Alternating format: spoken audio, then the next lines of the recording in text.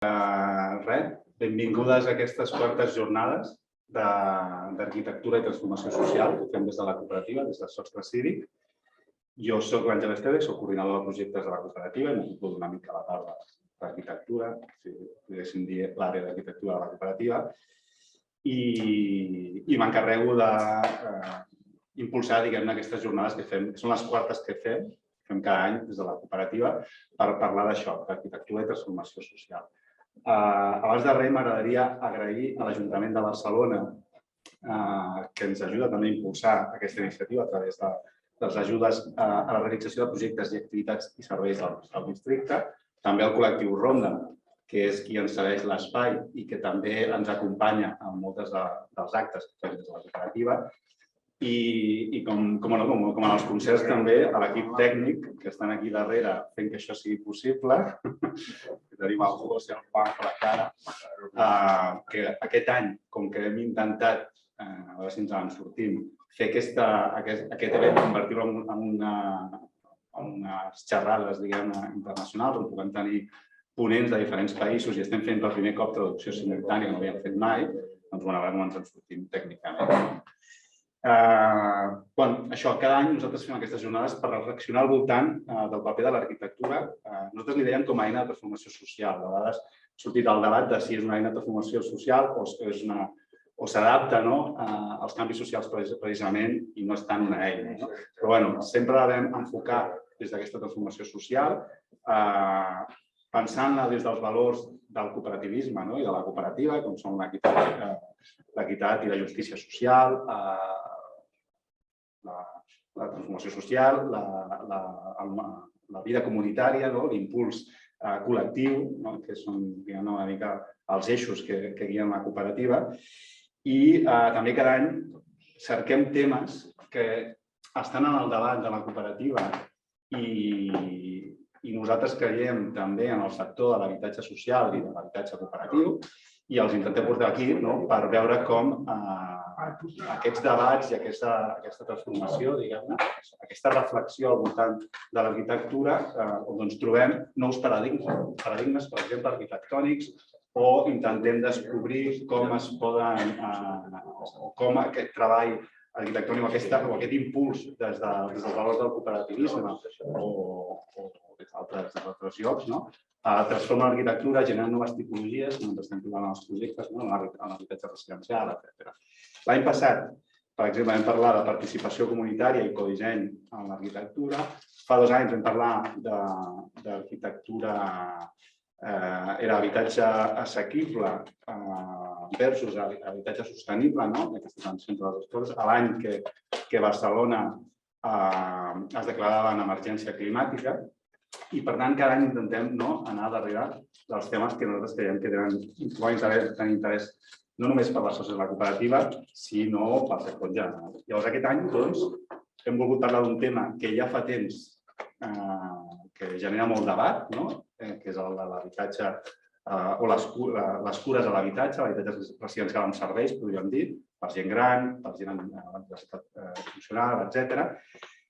Que és un tema que té pes en la nostra cooperativa. Nosaltres ara mateix estem impulsant 2 projectes pioners de cohabitatge sènior, un a Sant Feliu de Guíxols i un altre que s'està començant ja aquí a Barcelona, que és la primera col·laboració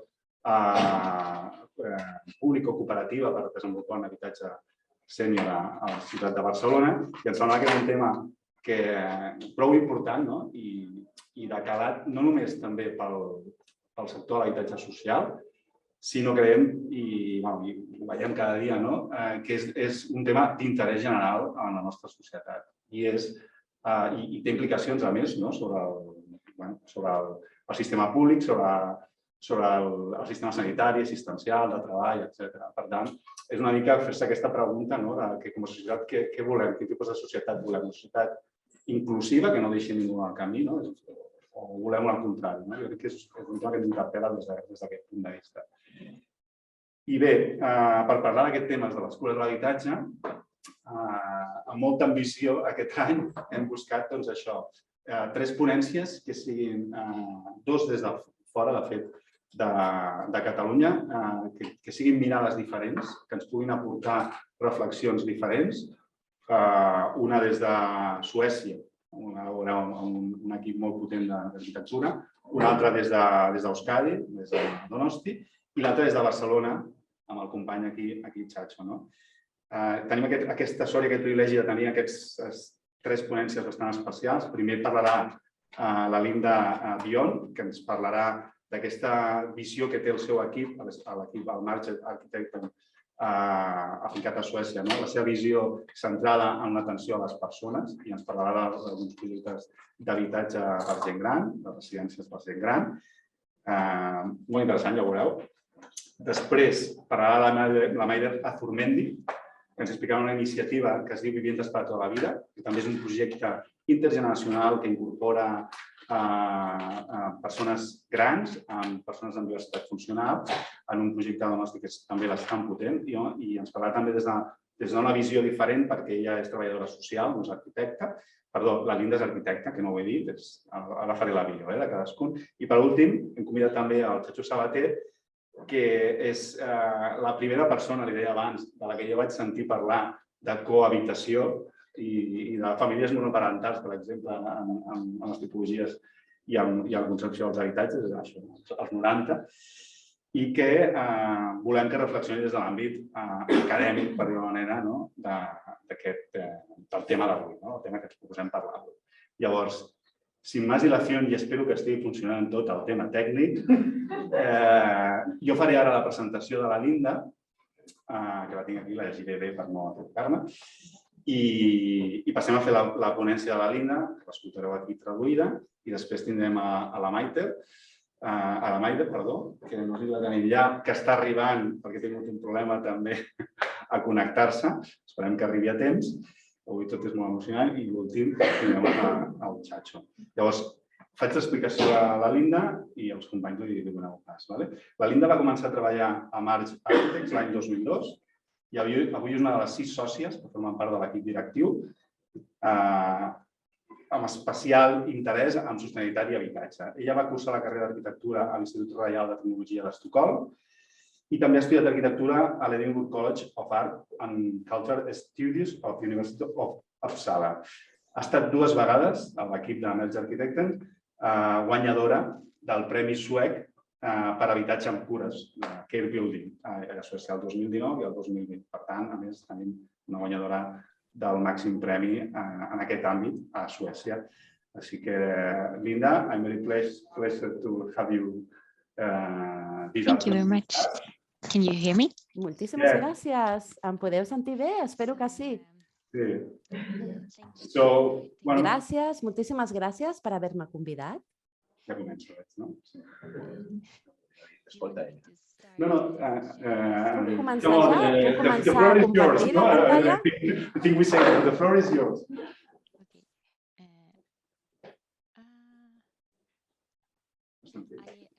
Escolta amb delay. Screen sharing, so I'm not allowed to share my No se'm permet compartir la pantalla. Hi ha alguna forma de compartir la pantalla, si us plau? Està aquí. La ponent necessita compartir la seva pantalla. Okay, there. So, now you see my screen? Yes. Ara podeu veure la meva pantalla. Moltíssimes gràcies. Gràcies per haver-me convidat a aquest acte. Marge Architect va començar l'any 2002 i treballem des d'Estocolm. Fem projectes a tota Suècia. Avui som 35 membres d'aquesta empresa. Som 35 persones a Marge Architecture. A l'oficina treballem en una àmplia gamma de projectes des de l'urbanisme, els habitatges, també el disseny d'interiors. Creiem que treballar a diferents escales ens dona una experiència que beneficia, redunda en benefici de tots els projectes. Quan treballem en els espais interiors, a la vegada som conscients del context de la ciutat i de treballar també a l'escala de la ciutat. És molt important comprendre qui utilitza l'edifici I tot això ho integrem en els nostres projectes. Sempre volem crear arquitectura que sigui atractiva per a les persones a escala humana. A l'arquitectura sempre és important retornar a l'experiència social en el context d'un lloc. En aquesta xerrada m'agradaria parlar sobre com hem treballat amb els habitatges per a gent gran per donar-vos una miqueta de context. A l'oficina hem estat treballant amb centres de gent gran des de l'any 2009, quan van construir el primer dels nostres habitatges al sud de Suècia, a Norabram. Llavors, en aquell moment ens vam començar a qüestionar per què les llars per a gent gran tenien l'aspecte que tenien. Vam començar a col·laborar amb els treballadors i amb la gent que feia recerca per poder construir una millor comprensió de qui eren els que vivien i treballaven en aquest tipus d'habitatges. D'aquesta forma, les experiències que vam tenir en les nostres primeres residències segueixen ajudant-nos avui a l'hora de construir habitatges per a la gent gran. És una cosa que portem fent des de fa ja 10 anys, de forma que hem anat acumulant experiència i sabem que funciona i que seguirà funcionant durant el temps. Els jardins es van acabar l'any 2016. En aquesta residència vam veure com podíem acabar rebent un premi. Mai havia passat abans que una residència tingués un premi per la seva qualitat arquitectònica com a habitatge i és una cosa que a nosaltres ens complau i ens fa molt orgullosos en aquesta imatge. Podem veure algunes d'altres dels centres per a gent grans que hem estat construint a l'oficina. Són barreges de clients públics i privats.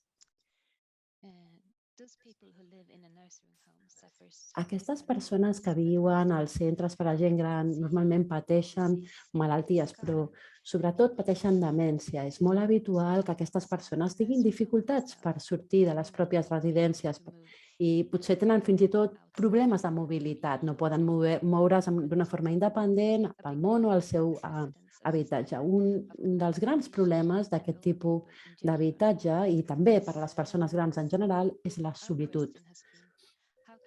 El que nosaltres hem intentat és preguntar-nos com pot crear l'arquitectura una vida més fructífera, una vida més bona per a la gent que viu en aquestes residències. I què és el que fem? Doncs aquesta és una imatge d'una residència habitual.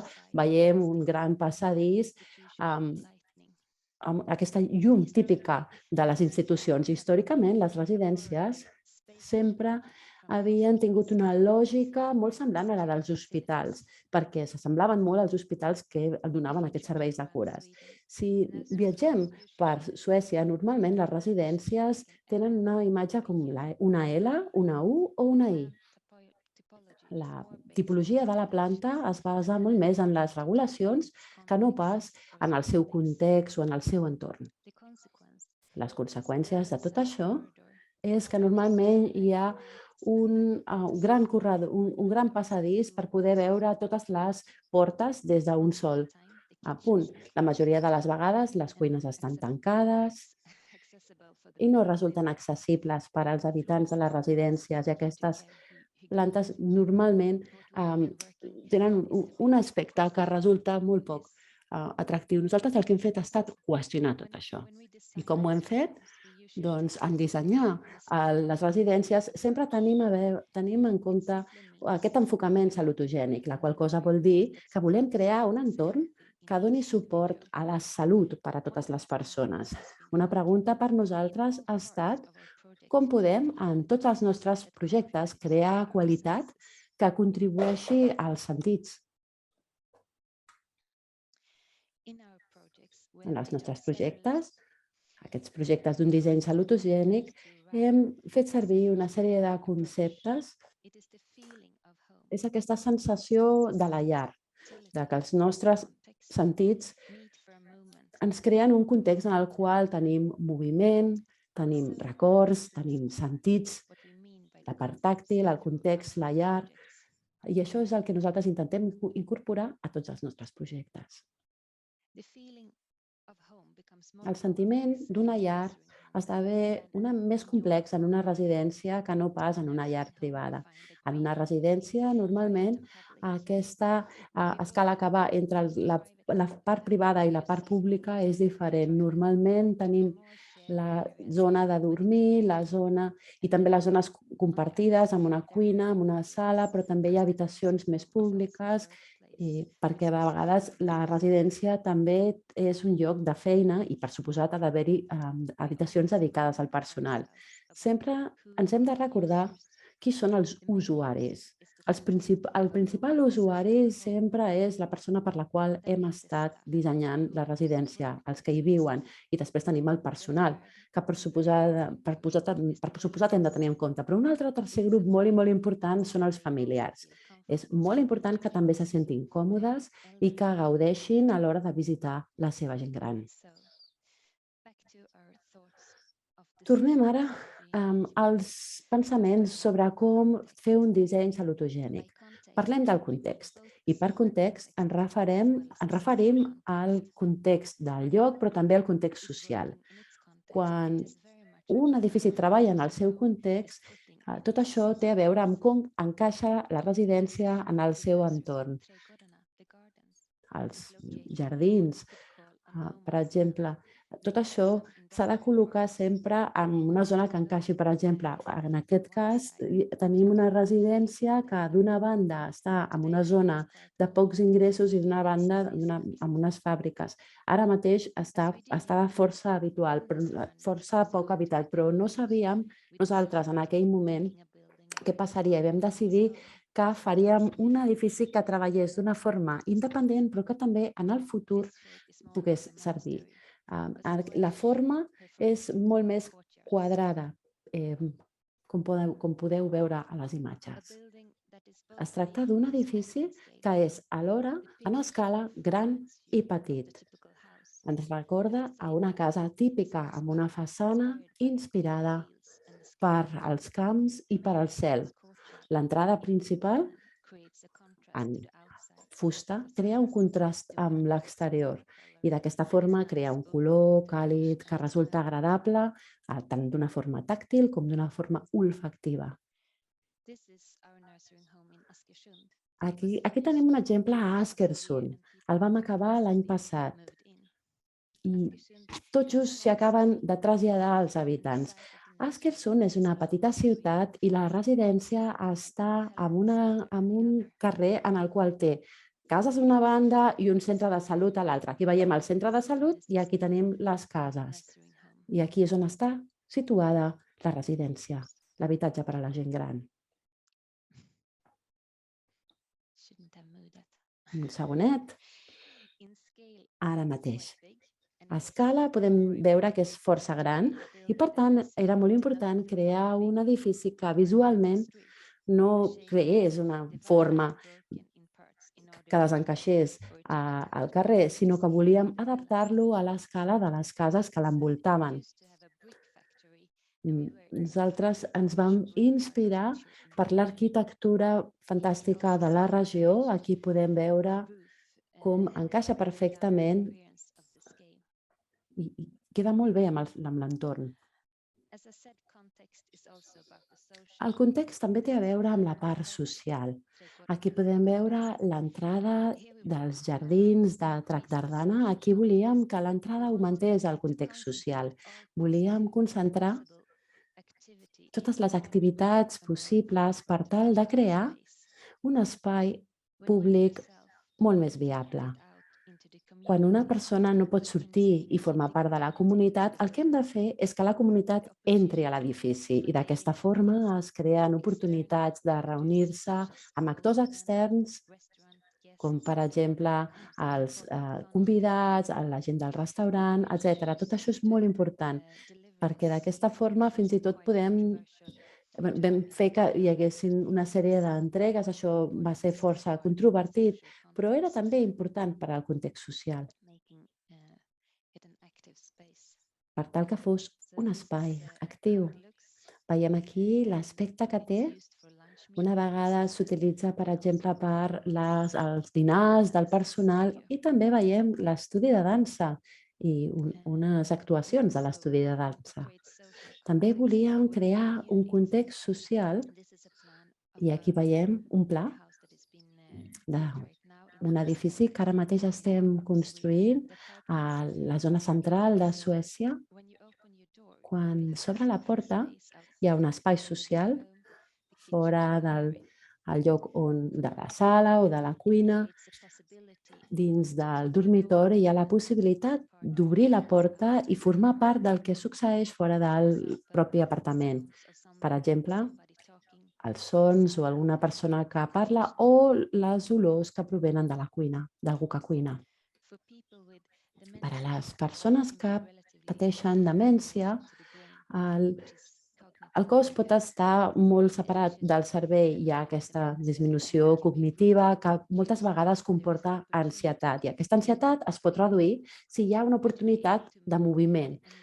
Però per poder moure's, l'entorn ha de ser un entorn segur per a aquestes persones. Disculpeu. Aquí podeu veure la planta baixa de Tragardana. Veiem com les zones comuns estan orientades cap a la zona del pati i els habitants poden viure, poden moure's per aquí, passejar, veiem també les finestres, també es poden sortir a aquestes zones, als corredors. Tot això dona possibilitats de sortir d'una forma autònoma i això dona molta qualitat de vida. Si es viu a la segona planta pot ser una miqueta més difícil sortir i per això hem creat terrasses molt àmplies amb una zona verda accessible per a tothom a la segona planta també. El que vam buscar i el que vam trobar era la possibilitat de moviment i com augmentar-ho si l'entorn era atractiu. Això significava que per fer que la gent es mogués havíem de crear un entorn que fos estèticament agradable i variat pel que fa a la gent que un es pot trobar. De forma que teníem una zona de passeig interior que travessava tot l'edifici i d'aquesta forma es podia anar passant per diferents espais, diferents activitats. Però aquesta zona de passeig també ofereix unes vistes fantàstiques al carrer i a la zona exterior i també a la zona dels patis. Per augmentar també les zones de reunió o les zones és important també tenir zones de descans. Les zones de descans poden ser zones en les quals un s'assegui a prop d'una finestra, per exemple.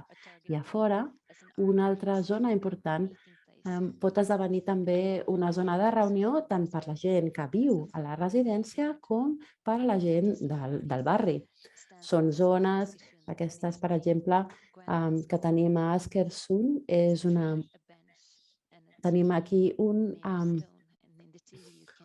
arbre i tenim un banc on ens podem sentar i una televisió feta de pedra en la qual la gent acostuma a reunir-se. Els nens moltes vegades s'asseuen per aquí. És una forma de que els nens connectin i utilitzin aquesta zona exterior al centre de residència de la gent gran. Una altra part fonamental és la memòria. I la memòria té a veure amb el reconeixement, la identificació i la cuina. És una part molt important per crear aquesta sensació de llar. Tenir una cuina que resulti accessible per als residents fa que sigui possible que tots aquells que hi viuen participin en les activitats quotidianes per poder ajudar a tenir un sentiment de llar. I per això treballem amb colors i amb patrons. Veiem, per exemple, el terra amb tots aquests dibuixos geomètrics, aquestes formes geomètriques. La zona del menjador és una extensió de la cuina i connecta amb el pati. Es pot també seure a fora i menjar, ja sigui dins o també a fora, als jardins.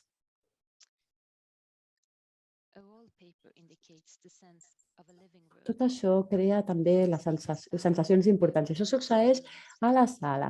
Hem fet una zona amb televisió, però l'hem separada perquè normalment, si hi ha una televisió només, moltes vegades es queda bloquejada la conversa, de forma que ho hem separat. Aquí tenim l'entrada als apartaments. Veiem que cadascuna té el seu propi color perquè les persones grans es puguin orientar més fàcils. Les portes són de fusta, hi ha una làmpara personal i també hi ha una zona per recibir correspondència i el nom a la porta. Aquest és l'aspecte de les habitacions. Aquesta és l'habitació de la Corinne, que està sentada a la fotografia. I cadascun dels apartaments té un paper de paret diferent per crear aquesta personalitat dins de cadascun dels apartaments. A la fotografia també veiem la petita cuineta que s'inclou a cadascun dels apartaments. En aquesta cuina hi ha també una zona en la qual cadascuna de les persones poden utilitzar els seus propis estris i poden recordar-los també totes les seves, els seus records. Poden aquestes persones utilitzar els seus objectes com a record. L'arquitectura també és fonamental per donar suport als nostres sentits. Ens recorda com la llum, els olors, les sensacions, els gustos, tot això està estimulat en l'entorn que creem i augmenta les habilitats de les persones. Sempre i quan hi hagi un sentit que estigui absent, els altres són encara més importants, així que els sentits sempre ens ajuden, tant si són com si els potenciem. Aquí veiem l'entorn exterior, que com deia és un punt fonamental i perquè realment connecta amb els sentits, amb la part dels sentits i sensorial. Aquí tinc la darrera imatge. És una col·lecció d'imatges de Tratgardana. La vam fer servir a Instagram perquè ens sembla una forma fantàstica de demostrar la part sensorial. Aquí podeu veure com s'utilitza l'edifici d'un seguit de formes realment diferents. Podeu veure també com les persones treballen a la cuina, tallen les patates o fins i tot fan jardineria. I hi ha sobretot una sèrie d'imatges de vida, fins i tot de gimnàsia, d'exercici, etc.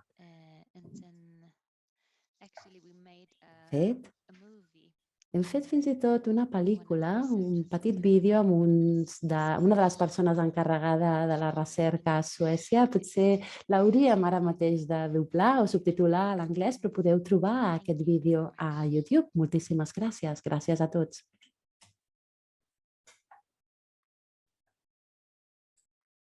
Okay, so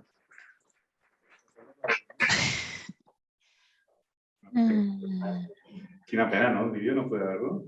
No podem posar, ¿no? Es a YouTube ahora. Esto es nuestro equipo técnico. yes, Bueno, doncs... yes. No crec que no. Thank you, Linda. Thank you. I gràcies per anar tan ràpida. Passem, si de cas, a la ponència de la Maider i així anirem avançant una mica. I si hi ha preguntes, ho fem al final, d'acord? També des de casa, la gent que ens està veient des de casa, està sembla la tele. També podem fer les preguntes o apuntar-les al xat.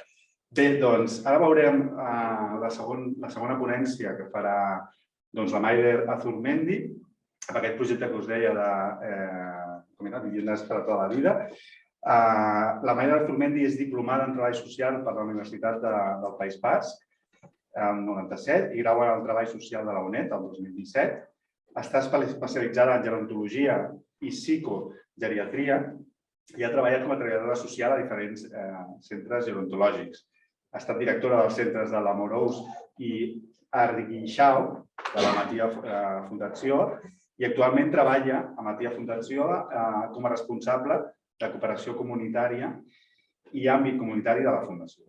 Llavors, participa en aquest institut, amb l'Institut Matia, en el projecte Etxean Bizi, que és viure a casa, i en l'acompanyament també a municipis en construir aquest ecosistema, diguem-ne, local de cures. I bé, tenim moltes ganes de veure com és aquest projecte que a més és finalista, per tant és un projecte molt ambiciós, ben gran, que ens expliqui què estan fent a Donosti. I sin más, adelante, Maider. Buena tarde a tothom. Arratsaldeon, buenas tardes. Bueno, lo primero me voy a disculpar porque me he conectado tarde y con problemas, pero bueno, he podido escuchar a Linda un buen rato y me ha encantado. Si os parece, antes de compartir la presentación, os cuento un poco los antecedentes. No sé si conocéis la Fundación Matia, alguno puede que sí, otros no, pero me parece importante el contextualizar un poco. Matia Fundación Matia es una fundación de con más de 130 años de historia, que surge a raíz de un legado del señor llamado José Matia Calvo, que en aquel momento pues, su orientación era dar protección a personas en situación desprotegida, con alguna discapacidad o mayores en situación de vulnerabilidad. Y desde entonces, de forma ininterrumpida, adaptándose pues, a cada década, a cada siglo incluso, pues ha ido ofreciendo atención, sobre todo sociosanitaria, en el territorio de Guipúzcoa, en Euskal Herria, en Euskadi. Además, sobre todo es conocida en nuestro entorno por la prestación de servicios sociosanitaria, y también tenemos un instituto de investigación aplicada que orienta a lo que son los modelos de atención, ¿sí? Tiene, así resumidamente, en estos momentos somos unas 1.300 personas trabajadoras, mujeres mayoritariamente, en un 90 y pico %, y tiene 3 áreas de intervención. Una más relacionada con la salud, con un hospital de media larga estancia, con consultas de geriatría, etc. Una pata más social, institucional, donde estamos, ¿no? Donde hay sobre todo centros que hasta ahora hemos conocido como residenciales, las nursing home, pero que están evolucionando hacia unidades de convivencia, pues, cuidando elementos que Linda también nos traía en esa transformación y en la construcción de nuevos centros teniendo en cuenta todos estos criterios. Y una parte comunitaria donde tenemos desarrollo de diferentes servicios que apoyan a la continuidad de la persona en su ámbito, en su domicilio, en su ámbito más cercano, en lo que son viviendas, ¿vale? Nuestro propósito está muy vinculado a acompañar a las personas en su proceso de envejecimiento, generando bienestar, apoyando la personalización y la autonomía desde los principios de la autonomía y la dignidad, y generar conocimiento también sobre ello, ¿vale? Entonces, la atención centrada de la persona es nuestro marco teórico donde implementamos todos nuestros acompañamientos. Bueno, en este contexto, hace ya unos cuantos años, pues yo creo que por el 2008 o así, hubo un proyecto que fue compartido con el Ayuntamiento de Donostia, de San Sebastián, para que Matia pudiese hacer un polo de innovación muy relacionado, muy vinculado con la investigación, que con la crisis económica pues, se paró. Y había una construcción iniciada, se empezó a construir, pero se veía que bueno, pues aquel proyecto no tenía en aquel momento continuidad.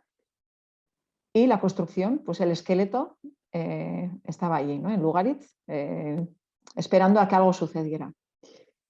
Yo creo que por el año 2014-2015 en la Fundación se empezó a reflexionar de que bueno, aquello que inició en su momento pues, iba a tener que continuar, o había que pensar a qué necesidades de la sociedad podía dar respuesta, ¿sí? Y en aquel momento había también un movimiento de cohousing en Donosti, se hicieron varios encuentros con la asociación, Maite Sancho, una gerontóloga que probablemente habéis escuchado hablar de ella, que es experta, ¿no?, en estos temas de planificación y también de alojamientos alternativos para personas mayores, etc.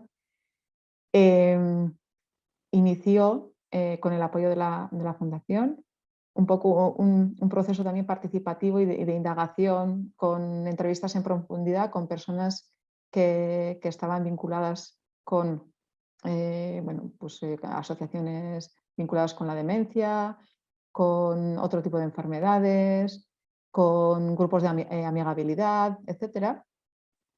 Y se vio, además de, también basándose más en todo lo que son los resultados de los estudios de condiciones de vida, que las personas así de manera aplastante, ¿no?, confirman que su voluntad es continuar viviendo en casa o en un entorno comunitario de vivienda y no en una residencia, aún necesitando apoyos, que se pudiese pensar en una alternativa distinta a las residencias, pero donde pudieran vivir personas con un perfil muy parecido, con grados de dependencia importantes, donde la continuidad, donde la intensidad de cuidados iba a ser alta.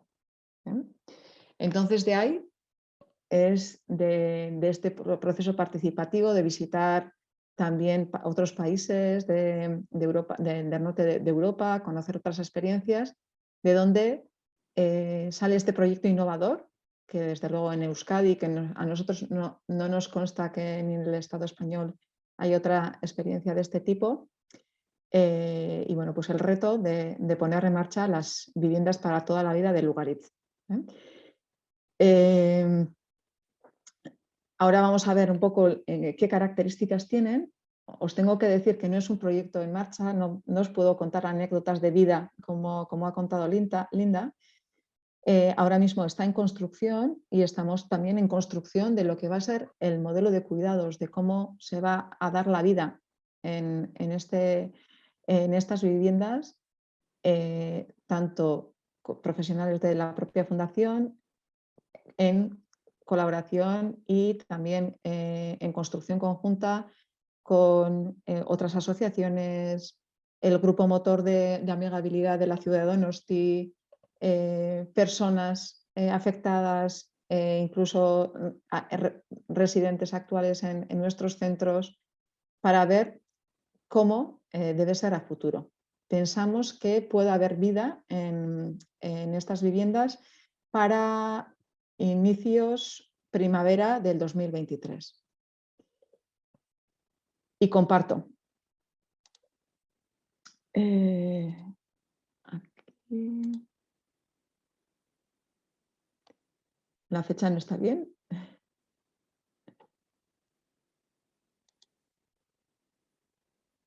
Confirmadme si estáis viendo la presentación, por favor. ¿Se ve? ¿Sí? ¿Lo estamos viendo? Vale, gracias. Estamos viendo, Maida. Lo único que se ve pequeña. ¿Ahora? Muy bien, sí. Vale. Bueno, como hemos dicho, todo este proceso participativo y de construcción conjunta nos ha llevado a definir estas viviendas como la alternativa a la residencia, ¿vale? Pensamos que puedan vivir, por las características de estas viviendas, personas que necesitan alta intensidad de cuidados, y puede haber una peculiaridad, que probablemente haya otra persona, familiar, pareja, que quiera que esté ejerciendo el rol de cuidadora, persona cuidadora, y que quiera seguir con este rol de cuidado, pero que necesita de un entorno protector para poder hacerlo. ¿Vale? Pero lo que hacemos es diferenciar por primera vez lo que es la vivienda de lo que son los cuidados, la prestación de cuidados. En nuestras residencias, aunque tengamos unidades de convivencia, la forma de proveer estos cuidados es que dentro hay un equipo tanto interdisciplinar como de atención directa, ¿sí?, que ofrece los cuidados a las personas que allí viven. En este caso, diríamos que tiene una característica de diseño singular, aunque son viviendas al uso, pero con unas características que luego hablaremos, que probablemente Heitor, el arquitecto que es parte del equipo, con él, tanto Linda como el compañero que me va a seguir, probablemente os ibais a entender mejor, pero bueno, ya, yo lo he escuchado varias veces, o sea que intentaré trasladaros lo mejor posible todo el tema del diseño y las características. Los cuidados se ofrecen desde la comunidad, es la comunidad la que ofrece estos cuidados, y diríamos que el entorno protector se encarna en una figura que llamamos gestora de casos, que es una trabajadora social que está a disposición de todas las viviendas para articular, apoyar a que el proyecto de vida de esa unidad de convivencia o de esa vivienda se pueda desarrollar adecuadamente y se puedan garantizar los cuidados y los apoyos que precisen. Como os decía, estamos pensando en por lo menos 2 personas, incluso 3. Estamos pensando en perfiles de personas que ahora mismo están ingresando en residencias y que con otro tipo de apoyo podrían vivir en un entorno más normalizado de vivienda. Por ejemplo, ¿no? Este es un caso que ahora mismo hay en un centro. Pues un matrimonio de 84 años, una de las personas empieza a necesitar apoyos y a su vez tienen un hijo con una discapacidad. O estas 2 hermanas que tras vivir toda la vida juntas, una necesita de muchos apoyos, ingresa, la otra se queda sola en casa, no concibe vivir sin su hermana, a la que, ¿no?, arropa todas las noches en la cama y termina ingresando también en una residencia para estar conjuntamente con su hermana. En ningún caso estamos pensando en personas únicas, aunque pueda haber una persona que necesita de apoyos y conviva con un asistente personal, por ejemplo, que le apoye en el día a día. ¿Vale? Entonces, estos alojamientos tienen estas características. Van a ser viviendas en alquiler, que van a incluir el arrendamiento de la vivienda, los gastos comunitarios, el uso y disfrute de los espacios comunes, que luego vamos a ver, y está basada en criterios de diseño para toda la vida, que ahora vamos a profundizar. Y la gestora de caso acompañará a cada vivienda para proveer de aquellos cuidados o servicios que a la persona le corresponden por derecho, que el barrio o la ciudad puede ofrecer como servicio de proximidad, incorporando también al ámbito comunitario todo el tema de asociacionismo, voluntariado, tanto en el cuidado o apoyando en soledad no deseada, y también en la dinamización y en la conexión de estas viviendas con el barrio. Y se quiere generar evidencia longitudinal de qué pasa cuando personas de este perfil viven en un entorno de este tipo, diríamos, en comparación a una residencia más tradicional o unidades de convivencia con cuidados. ¿Sí? Es como viviendas para toda la vida donde los cuidados se ofrecen desde el exterior, o viviendas con cuidados, que sería el equivalente a las nursing home. Aquí un poco ya vamos a ver el detalle. De momento, la construcción ya, el esqueleto ya está y se está avanzando bastante. Van a ser 51 viviendas, 43 de 2 dormitorios, 8 de 3 dormitorios. Estas 8 son las que vemos más orientadas a matrimonios con algún hijo, alguna hija que dependa de ellos. Y luego va a haber 3 living lab, que aquí no van a vivir personas, aquí van a ser viviendas donde las personas vayan a recuperarse tras un ictus, donde se realice todo el tema de tratamiento, también de entrenamiento y rehabilitación para la recuperación, y se trabaje el proyecto de salida, que en algún caso pueda ser una vivienda también de Lugaritz, ¿vale? Y en otro caso puede ser la vuelta a domicilio, etc. Este es el concepto. A ver, el Lugaritz, donde se está haciendo la construcción, hay como una parte baja, está en el barrio del Antiguo, en San Sebastián, y hay un desnivel muy importante. Entonces, hay una solución donde están las viviendas, donde va a haber un centro de día, una cafetería y el núcleo, el corazón de encuentro va a ser una plaza que vincula un poco a todas las partes del proyecto de las viviendas. Bueno, aquí un poco, como me estoy alargando un poquito, voy a seguir. Aquí veis las diferentes piezas del puzzle, ¿sí? La plaza y cómo se entroncan ahí las viviendas, hay un parking, las living lab, la cafetería y sí va a haber también otro espacio donde estén las oficinas de las personas que trabajan en servicios de apoyo y en el Instituto de Investigación de Matía.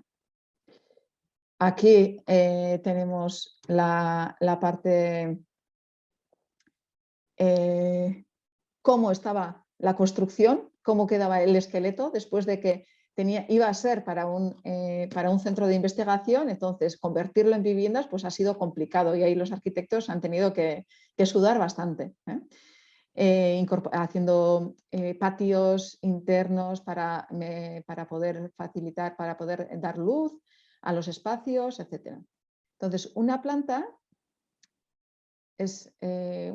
tipo es esta, donde vemos que hay zona privada, las propias viviendas y las zonas comunes, lo que diríamos en un bloque de casas habitual pues, serían los pasillos, tienen un cariz diferente, ¿vale? El diseño de estas zonas, el diseño está dirigido a que esto sea un entorno protector donde poder caminar, pasear, generar relaciones, encuentros entre vecinos, ¿sí? Que luego en otras imágenes lo vamos a ver con mayor claridad.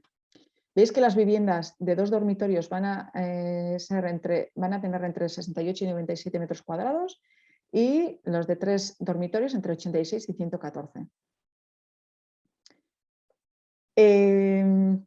Esta es una vivienda tipo, ¿sí? Las características para que puedan ser para toda la vida. Hay un dormitorio principal, entendiendo que puede haber una persona que incluso pueda necesitar estar en la cama muchas horas.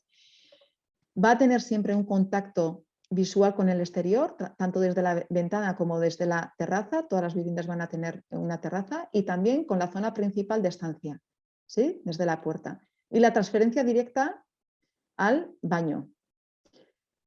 Va a haber una cocina y va a haber otro dormitorio. Como se van a tener que proveer cuidados, pensamos que quien las vaya a proveer también hay que pensar en la persona cuidadora, ¿sí? Sea profesional, sea familiar. Entonces sería su espacio de intimidad con su propio baño. Incluso hay una doble entrada, una entrada principal a la vivienda, pero para que quien esté prestando el cuidado también tenga su independencia, ¿no? Su intimidad también se cuide, va a haber otra puerta auxiliar que le dé acceso directo a su espacio privado. Bueno, aquí unas fotos. La idea es que tanto la cocina como el baño esté equipado y todo lo demás, los muebles, los traigan las personas que vayan a vivir. Bueno, estas son como imágenes donde vemos, ¿no? El detalle de cómo desde la cama, por la altura de las ventanas, pues hay conexión directa con el exterior, también con la zona principal, también con la terraza.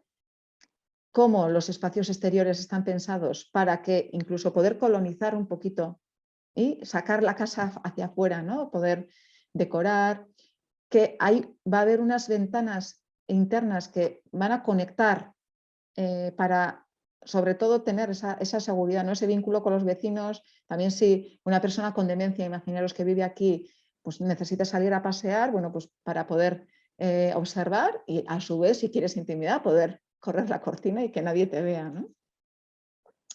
Entonces, todas estas zonas se dan en las diferentes plantas.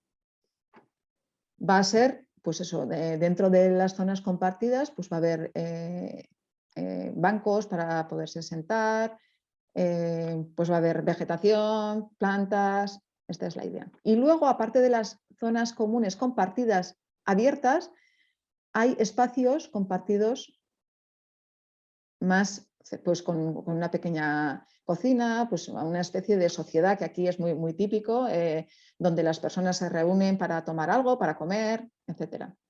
Y aquí veis la solución de los patios internos, los luceros, para dar luz a toda esta estructura.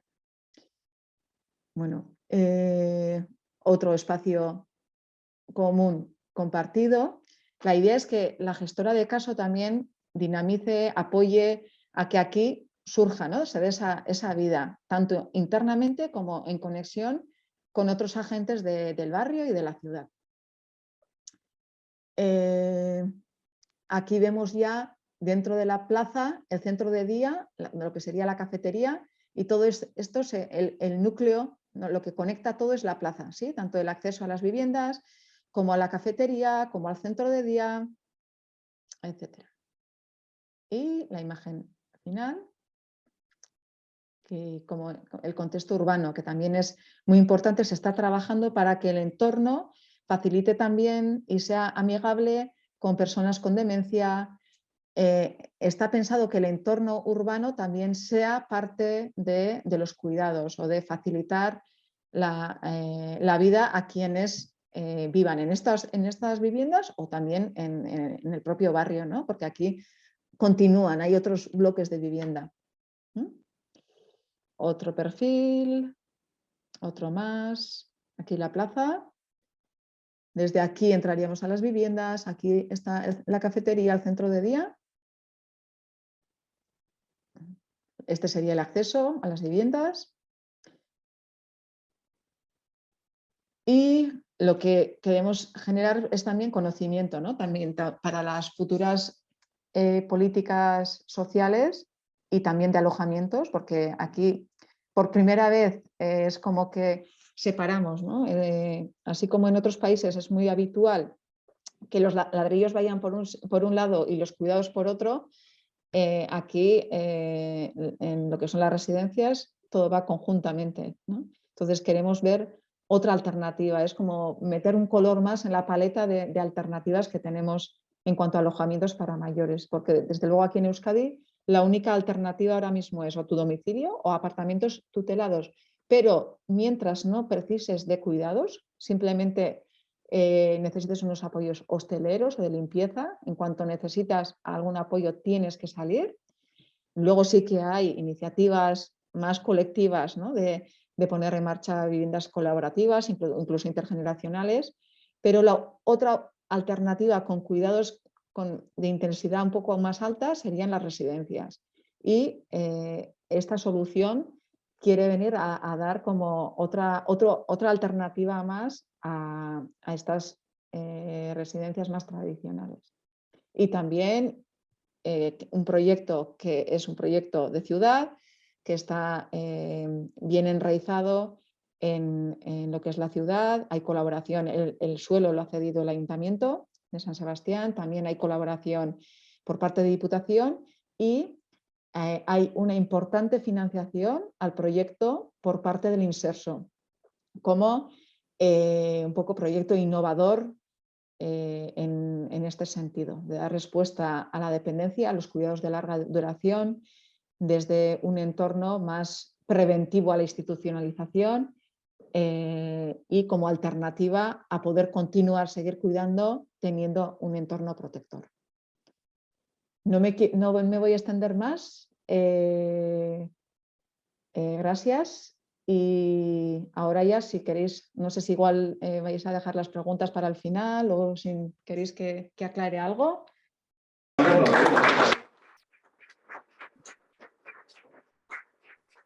Sí, Maider, ¿mejoras las preguntas para el final? Vale.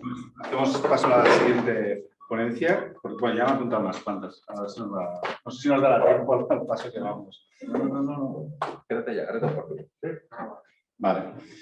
Bueno, doncs la següent ponència el company Chacho Sabater, que és doctor arquitecte i ha estat professor durant 33 anys del Departament de Composició de l'Escola d'Arquitectura del Vallès, la UPC, i ha estat col·laborador i professor convidat a programes de màster i doctorats a diverses universitats, Sevilla, Salamanca, París, Oporto, Brussel·les, a Suïssa també hi havia masses i les he retallat, ho sento. Llavors, al llarg de la seva dilatada carrera també ha escrit nombroses publicacions, de les quals avui només destaco dues. Una és la guia d'estudi per la gerohabitació, cohabitació i emancipació, que és, ho explico precisament el que aquí sobre, molt interessant. Després hi ha una altra iniciativa que és l'Arxiu Viu, que és una base de dades relacionals que comprèn una selecció de projectes d'habitatge publicats i realitzats, en els quals hi ha 650, he vist que havies apuntat, registres de residencial sènior. I actualment és corresponsable amb el Ricardo Guas del postgrau Habitatge Estratègic, Mobilitat i Temporalitat, Disseny de l'Espai de Treball de l'Escola Superior de Disseny de la l'ISABA. I sin més. Sí, sin más. Bueno, aquí tenia una mica l'esquema de les coses que jo vull parlar. La primera cosa és que, ja que estem inundats d'ecoeficiència, jo hi oposo la socioeficiència. És a dir, que no solament ens hem de cuidar dels materials, de la vida del món, ni de la vida de la terra, sinó que també podem mirar una mica que la nostra relació amb els altres comenci a canviar una mica de sentit i una mica més interès. Per altra banda, donem-nos en compte que estem en una societat difícilment equilibrada. Anem cap a una societat protèsica. És a dir, estic segur que en aquests moments dels 17 o 18 que esteu aquí, com a mínim n'hi ha 5 que porten una pròtesi. Clar, ja en surto. Què vol dir això? Què vol dir? Que quan l'autobús frena, caus. Aquestes coses s'han de començar a tenir en compte. També em vull referir que, això n'hi ha sortit del seu compte, que, diguéssim,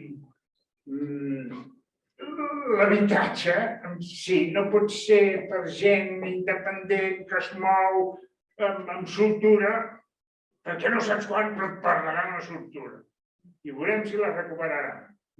Per tant, vull dir que la gent gran, a curt termini, necessita tenir una reserva de vida assistida.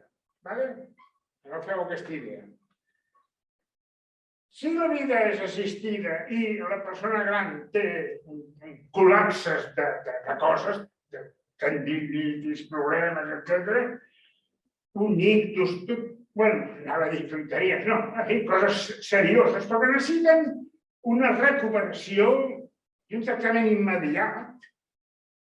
Per tant, quan pensem en un edifici per gent gran, per què no posem habitacions medicalitzades?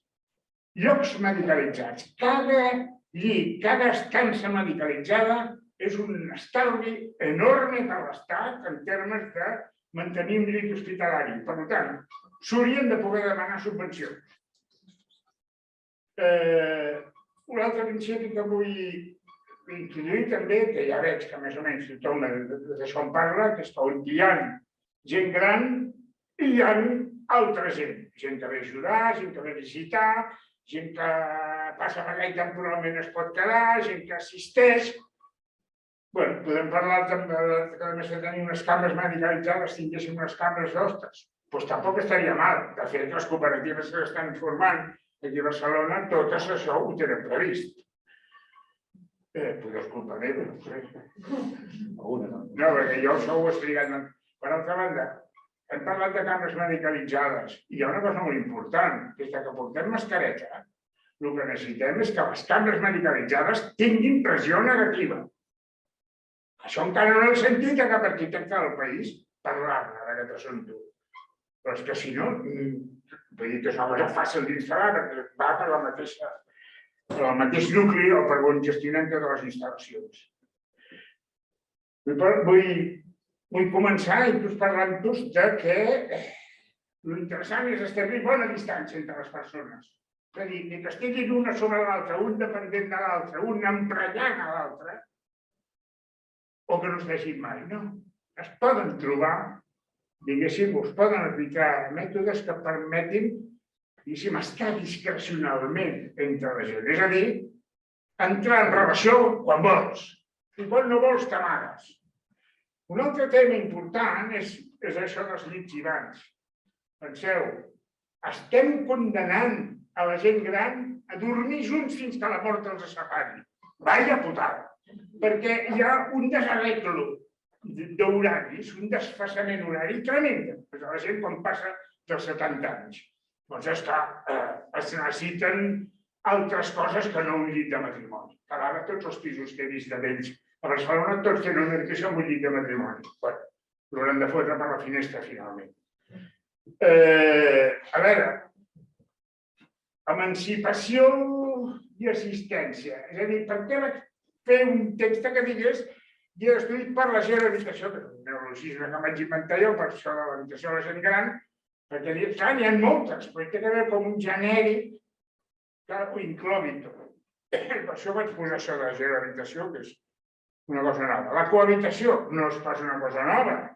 Es va inventar quan el Mitterrand governava a França, que llavors hi havia uns governs de cohabitació, en deien, aquest terme va anar guanyant, es va anar assentant a la cultura francesa i va arribar a incidir, diguéssim, en els models habitacionals. I per aquí, diguéssim, tu deies que m'havia sentit parlar d'això, a mi, clar, al final dels anys 90, perquè jo ja ho... Bueno, de fet, jo parlava i escrivia des del 89, això. Esclar, per tant, vivenda assistida és d'alguna manera també allargar l'emancipació de la gent gran. Sabeu? Si els donem vida assistida, els assistim, els acompanyem, els donem les pastilles quan toquen, etc. Aquesta gent depèn molt menys del seu entorn immediat i en canvi encara no està hospitalitzat. Això és el més interessant. I d'això que parlava aquesta noia... Maida. No, és l'altra. Sí, no, la Maida, sí, és veritat. Que jo li dic hàbitat resistent a la vida. No hàbitat per tota la vida, sinó hàbitat resistent a la vida. Perquè a més com a model no m'agrada gens. Però bueno, això... Tot passa. Bé, segueixo. Mireu, aquí us deixo un exemple d'una estructura habitacional de bona distància. És a dir, un edifici que està fet d'unitats que tenen un tamany més gran i unitats que tenen un tamany més petit. Què vol dir això? Vol dir que si en vez de tenir un apartament de 90 metres, doncs en tens un de 60 més un de 30. Què pot passar? En què pot funcionar bé? Doncs que si ocupo el de 60 i no necessito el de 30, el llogo. Renta. Que els crios que van creixent dintre d'un matrimoni arriben a una edat que poden més o menys començar a fer exercicis d'emancipació, se'n van a viure sols. Van a rentar la roba que és la mare, que està allà al costat mateix. I poden anar-hi a sopar. Sí, perquè estem parlant d'entre unitats petites i unitats grans. En una hi ha, diguéssim, l'estructura familiar convencional i en l'altra hi ha o bé una persona gran que queda molt a la vora per ser cuidada per la família o bé un de jove. La història ja fa que tot això sí, perquè quan aquest adolescent que ha viscut allà s'emancipa, se'n va viure fora, no sé, i quan el pare es queda sol, el fill el pot atendre si agafa el pis del pare i fica el pare en la unitat petita. D'això en diem estructures habitacionals resistents a la vida. És a dir, que això ens permetria construir edificis que, i de fet, els japonesos ja ho estan fent, que ens portarien a llocs insospitats, però previsibles com una contribució positiva. És a dir, doncs, creant en cada planta un entramat, diguéssim, d'espais oberts a l'aire lliure, espais que pots colonitzar, que pots asseure, que pots xerrar, que t'hi pots trobar. Interessant. I a una molt interessant distància. D'on ve tota aquesta idea? Tota aquesta idea ve d'alguns enunciants, d'estudiants, d'arquitectes menors de 35 anys que participaven a l'Europan de l'any 89. O sigui, ja parlo de fa temps. I ja van plantejar això. Un allotjament pot consistir en un principal i un secundari, un subordinat, els nord-americans fa 60 anys que en diuen accessory apartment. Ells ja ho saben. El que passa és que les nostres revistes d'arquitectura, com que només es fixen en la façana, no es fixen en res més, doncs se'ls hi ha escapat. Però si mires a l'arquitecte Dijs, aquests, està tot ple d'eficiència a part. La qüestió és que aquesta formulació et diu podem dissociar l'habitatge en una unitat més gran, més ben equipada, una unitat menor, menys equipada. Això pot estar a tocar, dues portes contigües, o en plantes diferents, al fi i al cap, caminar una mica, agafar l'ascensor i arribes a casa de l'àvia, que està allà al costat. Què, com estàs? Molt bé, estupendo. Me'n torno a casa. O primer t'espero a dinar. L'àvia agafa l'ascensor i vas. Bé, doncs aquest tipus de coses poden... Això, aquesta idea ja està implementada pel capitalisme operant a França. És a dir, ja hi ha promocions privades d'habitatge que consten d'un edifici molt gran i un edifici al costat petit, fet d'elements petits. És a dir, un edifici que té una determinada capacitat i que es connecta amb un edifici menor a través d'uns ponts. I això, esclar, aquí hi ha un habitatge principal i aquí a darrere hi ha un habitatge secundari. Aquest sumatori d'habitatges secundaris que hi ha aquí són habitatges secundaris que es pot entrar i sortir quan es vulgui sense passar pel lloc principal. Suposo que tots vosaltres més o menys teniu una procedència, podem dir, mig burgesa de Barcelona i sí, la vida que tots podem dir que hem compartit és aquella en què hem d'anar molt al tanto a posar la clau per no fer soroll, que no se tingui en compte que hem arribat tard o que estem marxant. Aquí això s'ha acabat. La individualitat és aquesta era. Per tant, no s'ha de passar, diguéssim, per l'obligació que, en definitiva, tenia l'estructura habitacional cristià-demòcrata que es va imposar després de la Segona Guerra Mundial, que és que la sala d'estar era el Sancta Sanctorum, però en realitat era el lloc panòptic des del que es dominava la vida dels fills i dels antecedents. En aquest sentit, això està sent bastant recalculat i repensat.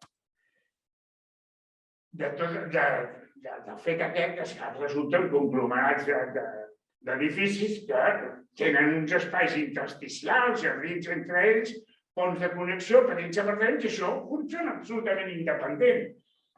Però, en canvi, forma part, diguéssim, de l'entitat principal. Clar, això ho trobem ara en projectes actuals a Berlín, molt ben solucionat, diguéssim, donant inclús una notable expressivitat en aquesta unitat dependent, perquè se situa en un altre pla, semitancant l'edifici, no perdent la permeabilitat de l'edifici i donant-li més vida. De totes maneres, fer que l'edifici respiri a través d'un gran pati central. A veure, o veiem un pati o veiem un carrer. No m'he equivocat. No és 1951, és 1591. Això és un poble que hi ha a Alemanya, per exemple, a 1591. És a dir, que el que pretenem fer té anyats. Això ho va fer el Fuggerall, que és el complex aquest. Això ens ho explica molt bé els historiadors de l'urbanisme i el que fins ara no ens han explicat, però ara ens ho explicarà, és que l'experiència aquesta de crear un habitatge orientat, dedicat, conscient que la gent que viurà allà tindrà unes necessitats específiques que es diferenciaran mínimament dels estàndards, doncs també tenim exemples, diguéssim, de l'edat clàssica, és a dir, si tu al segle XVI, inicis del XVII, el que en el centre d'Europa, sobre França, Bèlgica, Holanda, et diuen els veïnats. Els veïnats són petits barris a dintre d'unes ciutats que a la vegada es rodejaven amb una petita muralla i garantitzaven que allà dintre seria una illa de tranquil·litat on hi habitarien unes senyores grans que estan soles i que es poden ajudar les unes a les altres, Totes les idees que tenim ara, aquí ja estaven fetes les gallines. No és que jo sigui un historiador molt perspicaç, ho vaig trobar quan m'estava llegint uns cursos i seminaris d'en Roland Barthes de l'any 76, que era com viure conjuntament, i treia el tema aquest dels gallinars que em va, diguéssim, fascinar i que considero molt interessant. Però bé, considero interessant perquè és curiós. Però és que hi ha una altra cosa, que compta molt més. Una forma monàstica que marca un ideoritme, que és cadascú pot viure el seu ritme. En una residència no vius el teu ritme. Això és diferent. En una residència hi ha un ritme imposat per l'estructura. Per l'estructura que regeix allò. En aquests llocs no. Cadascú desenvolupava el seu propi ritme. I el resultat són que han quedat uns racons encara encantadors. Què ha passat? Que s'hi ha tirat el capital a sobre. I ara veuen que això és un producte molt golós per associacions femenines o per orientar-ho cap a la gent gran, cap als jubilats, etc. De tal manera que el concepte de col·locació entre sèniors, que aquí es dirigeixen els que posseeixen o lloguen un allotjament amb cambres inocupades, els que voldrien trobar una altra habitació amb més gent que llogués conjuntament amb ells. Si llegiu mínimament francès, si no, per sobre, quan la col·locació, locació és lloguer. El co-lloguer, diguéssim, interessa quan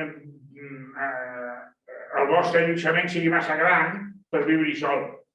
Per cert, a Alemanya s'està executant una nova llei que és fantàstica, que és la gent gran que viu sola en un pis gran, si cedeix part d'aquest pis perquè s'instal·li un altre vell, l'Estat li paga. I el vell que s'ha instal·lat també li paga. Amb la qual cosa, el que té un pis té un bon retiro, a part del retiro normal, i té, diguéssim, una interfície amb les persones. Això és un programa molt seriós. Els alemanys són així. Diu, també per què pot interessar? Per trencar la solitud, o per després d'una separació, o que s'hagi mort el marit o l'altre, o la dona, etc. I llavors es posen un anunci d'aquests jovenets com vosaltres, que estan entusiasmats. Jo ho tinc tot pensat i farem un habitatge com mai s'ha fet per la gent gran. Tampoc s'avança en res. Això és un edifici a Lleida de l'any 74. I és una cooperativa muntada per 80 i escaig de parelles de sèniors que es posen d'acord per fer un building, un edifici, una tonelada, i amb 80 i escaig d'apartaments. Una tonelada d'apartaments amb una planta d'apartaments, podríem dir, hiperconvencionals. Però a dalt de tot hi ha tota una planta diferent, que és una planta comunitària, amb tota mena de serveis. Restaurant, cafeteria, lloc de trobada, lloc de soledat, no sé què, és el lloc de convivència. Tots els ascensors de les diferents escales arriben aquí dalt i, per tant, això, des de l'any 74, està funcionant de meravella. Bé, anem-nos en un moment a Rotterdam. Hi ha bèsties com aquestes. Aquí estem parlant d'aquí de més de 300 habitatges. I aquí hi ha, això és Humanitas Verde.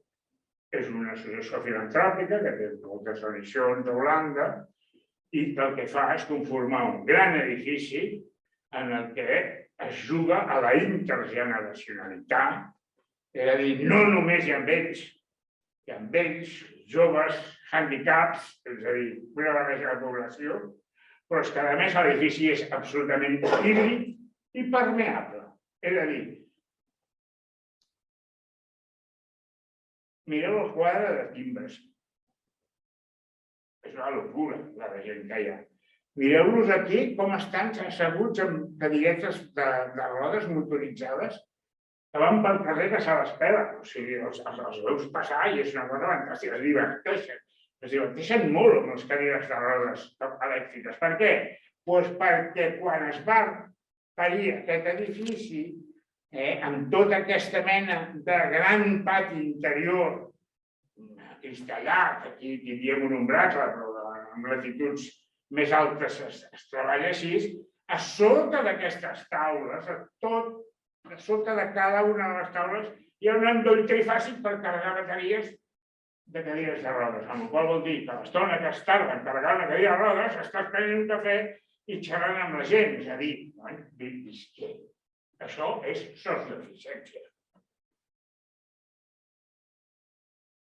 Això crec que val la pena mirar-se un esquema tan simple com aquest que dona David Blumen, que és, a veure,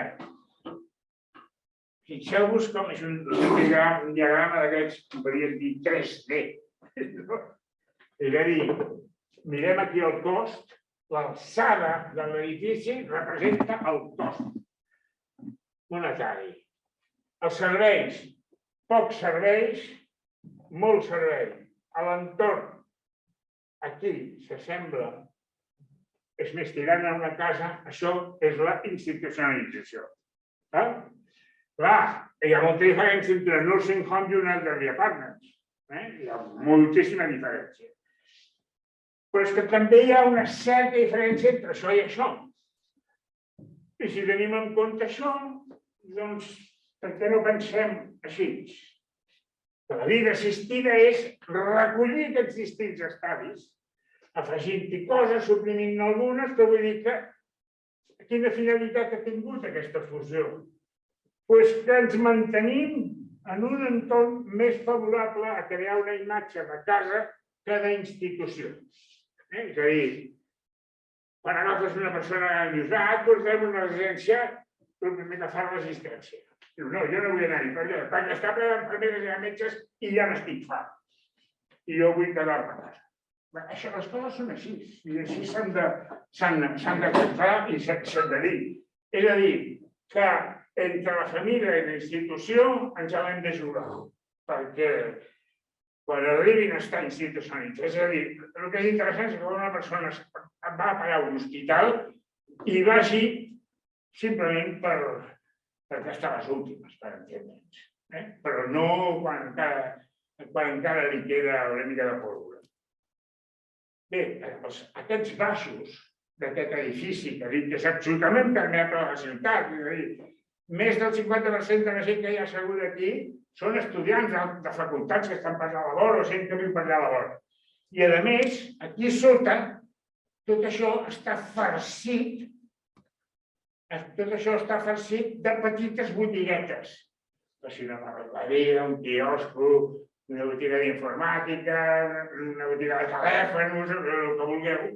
Esclar, això porta gent de fora cap a dintre, la gent de dintre té els serveis bastant a la vora, però sobretot el que porta és diner. Això porta bastant diner. Perquè, esclar, els que ocupen això com a finalitats comercials paguen una renta. Per tant, aquest edifici té una bona part d'autogeneració.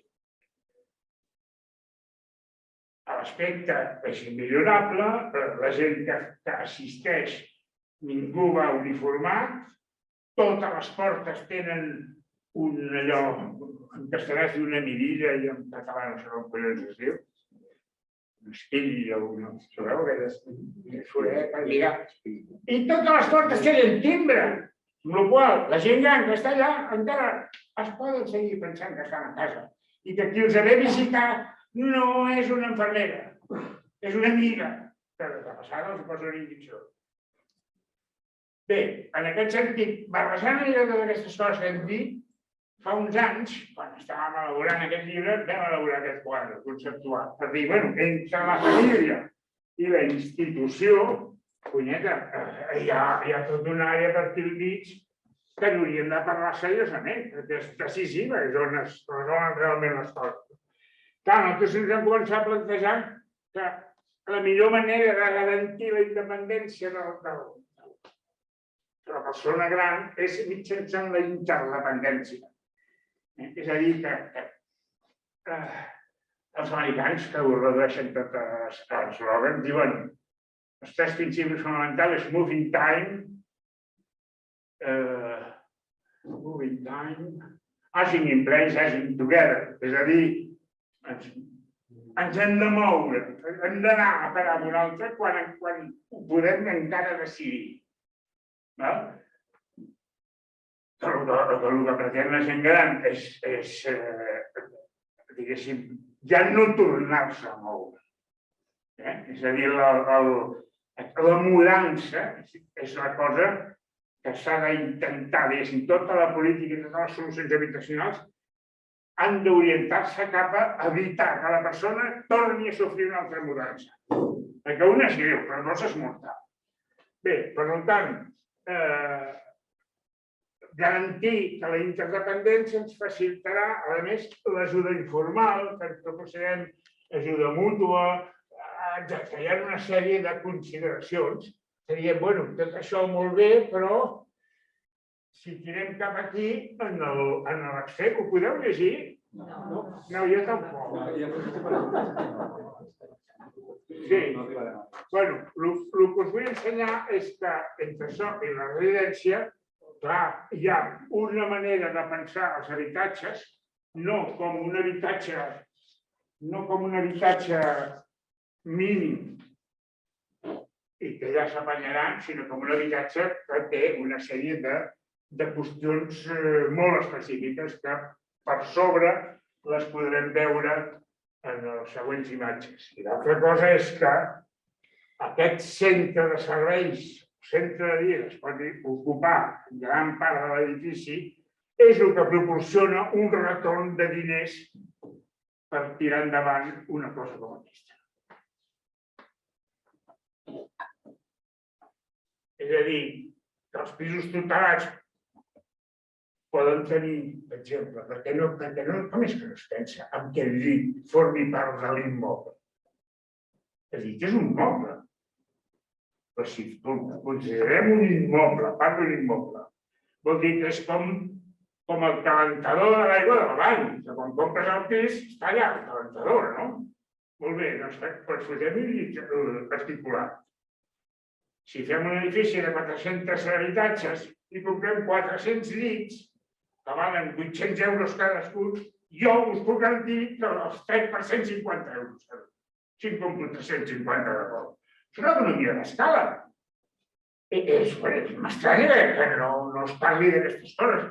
Hem de condemnar la gent gran a que mai més es tornin a ficar el seu cos en aigua calenta dintre d'una banyera, perquè no hi ha un quart de bany per planta amb banyera ben instal·lat i quan vingui l'assistent social la gent gran es pot banyar tranquil·lament. Ui, això és que s'acaba el temps, Bueno, bueno, jo no sé, jo crec que m'ha estat veient unes altres coses i jo el que tinc és això. Bé, això són els serveis aquests de dia, de suport, integrats, col·lectius, etcètera, els quals se'n pot treure diners, resumint molt. Si tenim un restaurant, tenim una cuina, si aquesta cuina pot tenir 50 metres quadrats, però si més de tenir una 50 en té 75, doncs potser poden fer més feina i vendre a l'exterior. Què vol dir la venda a l'exterior? Vol dir catering a domicili, que també hi ha ells que estan a casa, perquè se'ls ha de portar el menjar. Molt bé, això proporciona un retorn. Si s'hi ha de fer una petita piscina perquè la gent gran pugui fer recuperació funcional, doncs estira-la fins a 25 metres i els 4 col·legis que hi ha al redador et llogaran a la piscina per venir a entrenar-la. Amb la qual cosa estaràs traient diners de la piscina. No sé, és una mica començar a pensar més enllà i sobretot pensar en clau de la societat en la que estem. Som comunitaristes, però no estem en una societat comunista, ni hi arribarem. Això ho tenim clar, no? Bé, aquest és segurament el més interessant de tots els edificis europeus. Això és la portada del llibre, en el qual hi vam fer una contraportada, però a mi el que m'interessa ensenyar-vos és que vam fer un índex en el qual hi ha una cosa molt important que diem rascar.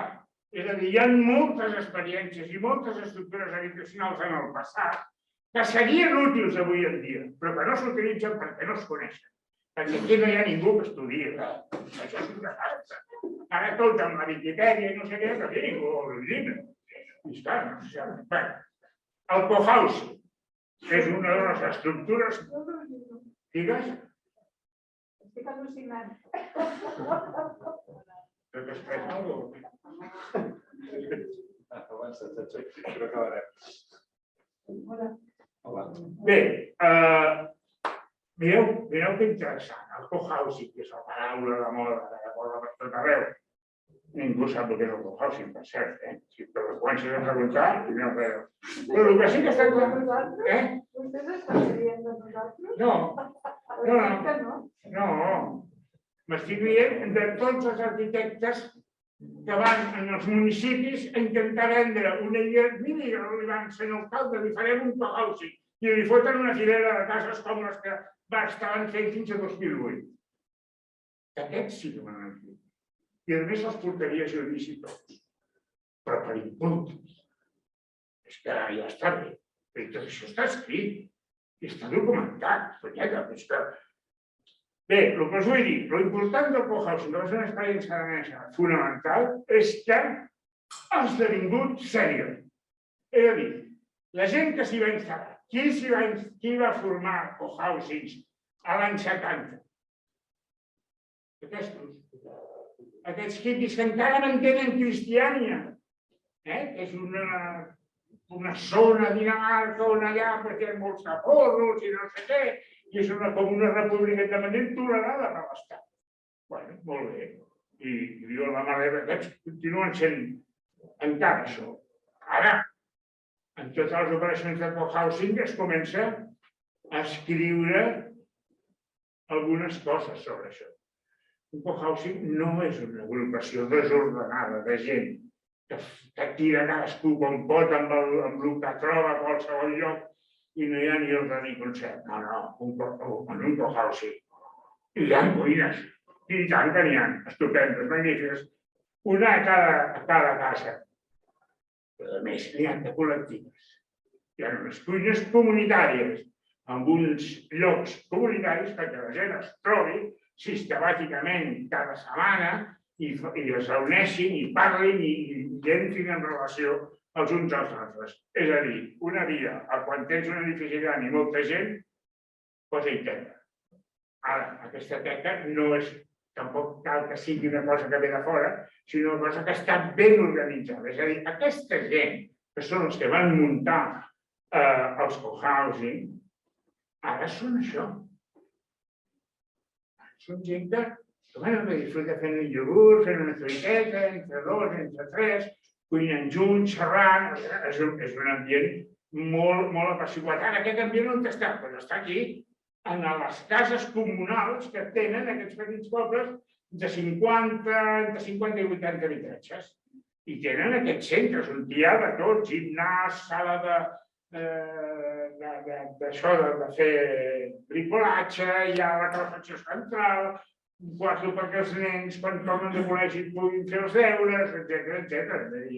El cohousing és un lloc on una persona gran pot estar molt tranquil, molt concentrat a casa seva, o bé sortir al jardí el diumenge al matí i entre tots els veïns preparar un esmorzar comú mentre un talla els cabells a l'altre, no sé què, no sé quantos. Hi ha una vida que està pactada d'entrada, no és simplement que l'han caigut de mala manera. És més, la cuina la tenen superestudiada, aquí hi ha una sèrie de coses marcades i després està explicat què és cada un d'aquests racons.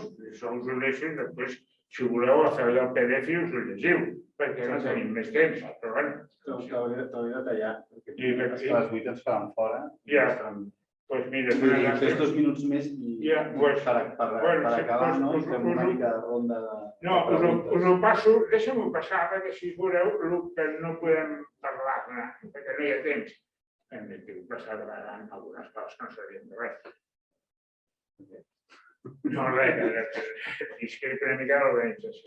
Una altra cosa que volia dir-se és que en les operacions aquestes, com per exemple aquestes onades que ha fet a Suïssa, per un grup de gent que es fan 8 apartaments i que tenen una sèrie de llocs en comú, que estan en planta baixa i que els apartaments estan constituïts de, fixeu-vos-hi, una sala d'estar amb una cuina oberta, una habitació i una habitació aquí i aquí 1.5. És a dir, tenen una habitació i mitja. Per què? Perquè hem parlat abans del desfase horari. Quan hi ha desfase horari d'una parella de gent gran, tenir un altre lloc on poder dormir és estupendo. Si és que algú ve a cuidar d'ells, també té lloc on poder-se retirar. Però no cal que sigui verdaderament una habitació. És a dir, és com mitja habitació. I que queda oberta respecte a la sala d'estar per un petit corredor. Però aquestes petites triquillueles, que són interessants, però que són bàsicament el tenir com a principi operatiu, que no tindran ni una habitació ni dos, tindran 1.5. I que tindran parets per poder-se portar els seus mobles de casa, perquè hem viscut amb un fondo d'escenari que són els mobles.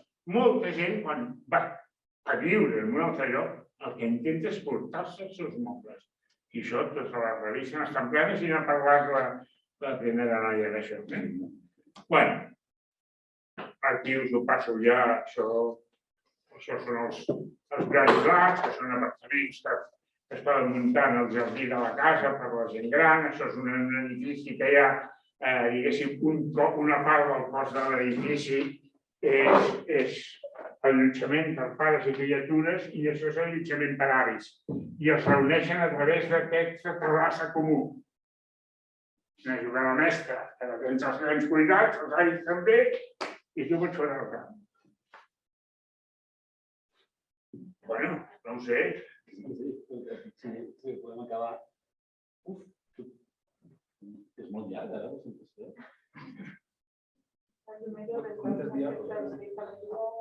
115. Sí. Si voleu saber, si no, doncs parem i ens quedem com sempre. No, quedem-nos aquí. Bueno, doncs ens quedem com sempre. Ens quedem aquí? Sí, ens quedem curts. Home, sí, però ja et vaig 20 minuts. Bueno, ja t'ho vaig dir el primer dia. Això no es comprimeix a 20 minuts. I a mi em sembla bastant ganso intentar fer aquestes 3 explicacions en tan poc temps, quan a més ens hem tragat un projecte que no sabíem ni explicar. Això és per el temps. Hem d'anar una mica de cara al grano. Això no t'ho concedeixo, això que has dit. No, em sembla molt malament. Bueno, mira, jo em quedaré amb el positiu, que és que, sobretot, a mi m'han agradat molt les 3 ponències, la teva també m'ha agradat molt, has estat una mica conflictiva amb tot això, però haig de dir que amb totes les 3 ponències he observat, ara jo intento fer una mica d'introducció per veure si algú té preguntes i espero que puguem parlar encara que sigui 5-10 minuts al final, però jo crec que hi ha com una, a part que nosaltres estem fent aquest cohousing que estem fent des de Sostre Cívic, on molts dels conceptes que hem vist avui, nosaltres ja els estem integrant. Observo, per exemple, que el treball dels espais intersticials, dels espais de circulació, que nosaltres els transformem en espais de socialització i de convivència des de fa temps, doncs, veig que és una feina en la que estem coincidint des de diferents llocs i que això és un canvi de paradigma, també, que podem trobar en altres moments, des dels principis del segle XX de l'arquitectura, però que ara mateix són aquests que estic explotant, també com es tracten les tipologies, aquestes tipologies flexibles que hi ha jerarquitzades, que jo veig que també nosaltres des de la cooperativa estem implementant, estic escombrant una mica cap a casa. I també una cosa que a mi m'ha agradat molt veure i que ja estàvem parlant en alguns dels projectes que estem, també parlo des de l'àmbit de la cooperativa, impulsant des de la cooperativa amb els habitatges sèniors que estem impulsant, i és aquesta concepció, lògicament, d'una llar, d'una casa amb sensibilitat de casa, per fugir d'aquesta institucionalització dels espais geriàtrics, com ho vulgueu dir, o amb serveis per passar simplement a casa teva, la llar. I jo crec que això estava en totes les presentacions, que era també transversal, perquè no pot ser un mantra que podem extreure d'això. I no volia parlar jo, i m'agradaria que algú més, a veure si tenim alguna pregunta també de les altres ponents que han estat participant. Jo en tinc alguna, però si algú des de la sala té alguna pregunta. Sí. Una per la senyora Bueno, si no m'ho dius a mi, jo li passo. La retransmeto una mica de traducció. sobre el fet que hi havia persones grans caminant. Estaven elles soles o amb algun cuidador? En quina presentació? Amb la Maider o no, la de la Linda? Linda i jo. Vale, la pregunta és per la des d'avió i és si les persones que estan cuinant en alguna de les fotos no sé quin projecte era, Tragardana, era el projecte aquest, em penso, si estaven en cuidadors o eren autònomes i per tant ho feien soles. No sé si la traductora està viva encara.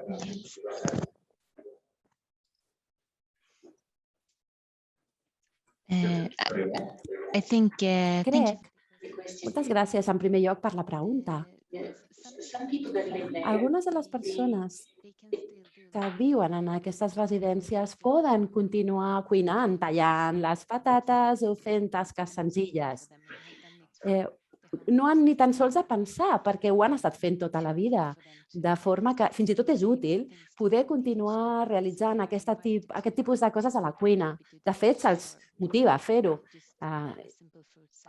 Coses senzilles, com per exemple una amanida, coses simples, però per suposat hi ha personal, hi ha cuidadors, hi ha personal que també cuina per ells i que a més estan allà per garantir que tot funcioni bé. En aquests projectes que us he mostrat, el més habitual és que hi hagi unes 8-10 persones que viuen juntes i després hi ha 3 persones, membres del personal, que en tenen cura i tots ells estan connectats en aquestes dues unitats. En total són 16-20 persones en un o dos espais, perdó, amb una o dues persones que els cuida. Molt interessant. Jo tinc una pregunta per la Maider, no n'hi ha, també? Sí, des de casa. Tenen preguntes. Bueno, des de casa, està bé. També hi ha preguntes des de casa. Jo a ti, Maider, te quería preguntar un tema económico, financiero. Y es que, ¿qué coste es? O sea, ¿cuáles son las cuotas de alquiler? Porque ahora nos encontraremos en la cooperativa, hay muchos proyectos que estamos desarrollando. ¿Cuáles son las cuotas de alquiler que tienen que pagar las unidades de convivencia en el proyecto de viviendas para toda la vida? ¿Y cuál es el soporte para el plan de inversión, digamos, total, que habéis recibido de la Diputación, del INSERSO, todo esto que decías, ¿no? Para saber en qué línea, digamos, tenemos que poner, o dónde nos tenemos que poner aquí en Cataluña para poder optar a un proyecto como el vuestro. Vale. En cuanto al alquiler, te tengo que decir que todavía no sabemos exactamente lo que va a ser. Sí, lo que hemos hecho es una proyección teniendo en cuenta en lo que es un alquiler, pues en lo que es el mercado, ¿sí? de esa zona de Donosti, que como podéis saber, pues es una de las zonas más caras, ¿no? de todo el Estado español, y en Euskadi también es la ciudad más cara. Y lo que hemos hecho es, imaginaros, pues calcular sobre 1.200 euros, ¿vale? Incorporando la gestión del caso, etcétera. Pero todavía es algo que no podemos decir, ¿eh? También estamos trabajando tanto. Entendemos que muchas de las personas que van a venir a vivir a las viviendas de Lugaritz, probablemente muchas van a tener en propiedad alguna otra vivienda, incluso que van a poder arrendar, y también con el ayuntamiento estamos trabajando toda la parte de poder, a quienes no tienen recursos para acceder, de que, pues como se hace con otro tipo de vivienda social, etcétera, pueda haber un acceso o una ayuda para el acceso, ¿vale?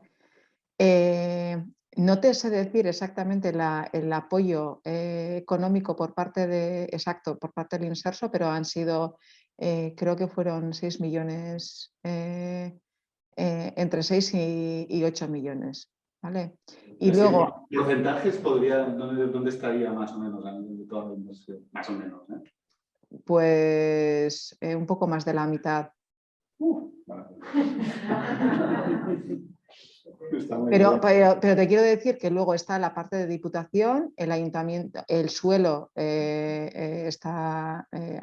ha facilitado lo que es el suelo, pero a ver, tener en cuenta también que aparte de las viviendas, en toda esta estructura, pues va todo lo que es la zona donde van los servicios de apoyo, el Instituto de Investigación de Matías, que yo te estoy hablando de todo el proyecto en su conjunto, ¿vale? El centro de día, más la zona de cafetería, y luego lo que, y te digo que lo del alquiler también pues lo estamos barajando porque también estamos intentando trabajar con la Diputación todo el tema de lo que son las prestaciones económicas, que ahora mismo en Guipúzcoa hay una prestación económica de asistencia personal, una prestación económica de cuidados en el entorno familiar, más el servicio de ayuda a domicilio, cara a que los cuidados, o sea, el tema es, para que esto sea sostenible y lo queremos comparar con lo que es el coste de una residencia, no puede ser más caro de lo que Diputación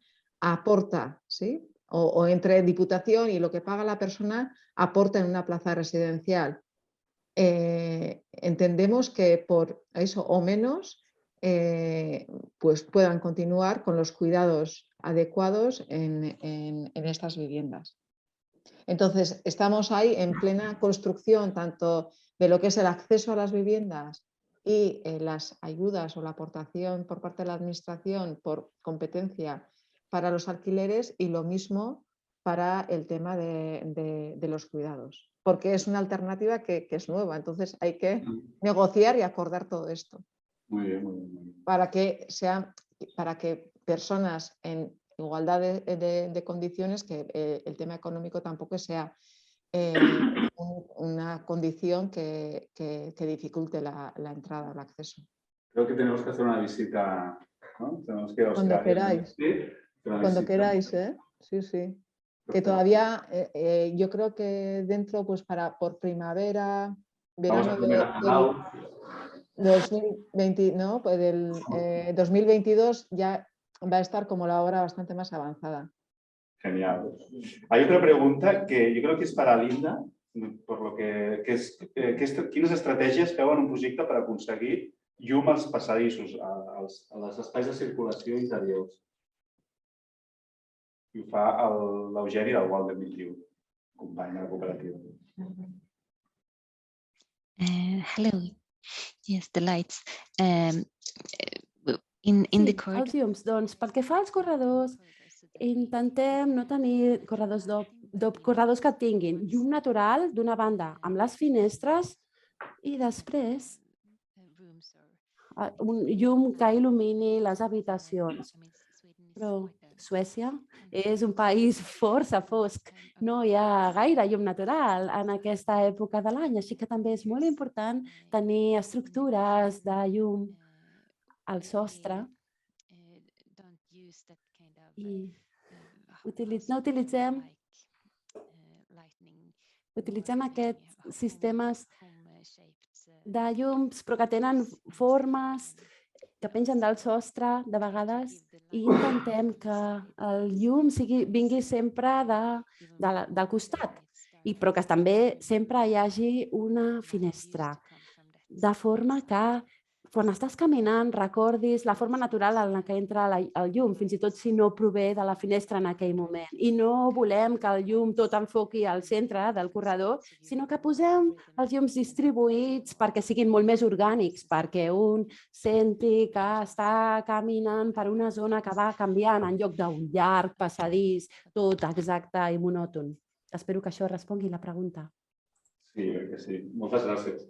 I és que hem de tallar, queden... Hi ha una altra pregunta. Sí, una altra pregunta? Sí. Fem-la i... Em sento com a la tele, de veritat, això. Fa tot pinganillo. Para la Maider. Vale, una pregunta para Maider. ¿Cómo planteáis la vida independiente de las personas con discapacidad intelectual en vuestros proyectos? Y tienes 4 minutos para responder. Voy a ser muy breve. A ver.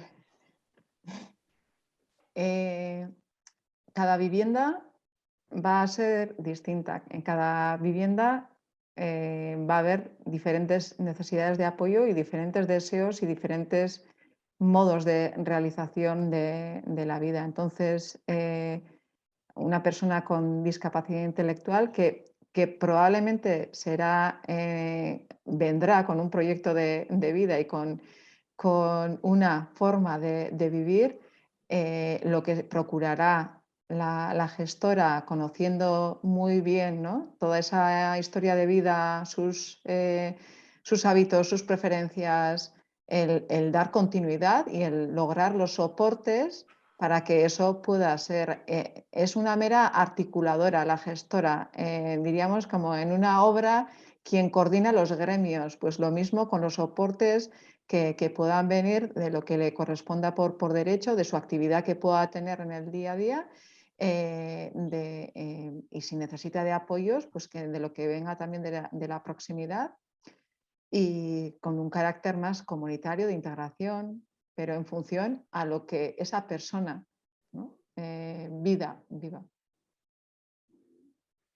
Perfecto. No sé si le Nos ha sobrado respondo. un minuto. Pues res, moltes gràcies als 3 ponents per participar i a tothom també per venir. A la gent que també ens veu des de casa. Érem més de 100 inscrits, o sigui, al final ha estat un èxit tot aquest muntatge que hem fet avui presencial i online i fins i tot amb la Linda des de Suècia amb aquesta traducció. Així que jo la veritat és que estic molt satisfet i les ponències estan molt interessants. La pena és no disposar més temps per poder fer més. Allargar molt més, no? Ara jo crec que s'han quedat moltes preguntes al tintero, però el que teníem i no tenim més temps. Així que res, ens veiem l'any que ve a les 5enes jornades, no? Us diria, les quartes, les 5enes de l'any que ve. D'acord? Doncs res. Gràcies.